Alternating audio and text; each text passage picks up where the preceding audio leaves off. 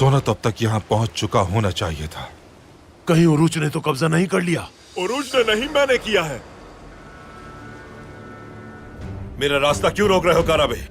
मैं तुम्हें इस सरजमीन पर अपनी मनमानी करने की इजाजत बिल्कुल नहीं दूंगा उरूज। बहुत हो गई तुम्हारी मनमानियां, रुक जाओ। आज के बाद मैं तुम्हारे हर एक कदम को रोकूंगा खिज़र। ये रही वो किताब। तुम पकड़ी गई हो, चेहरा इधर करो।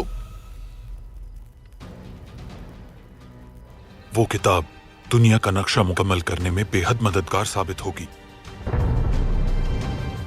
अपनी सारी चीजें और अपने आदमियों को लो और मेरे सराय से निकल जाओ।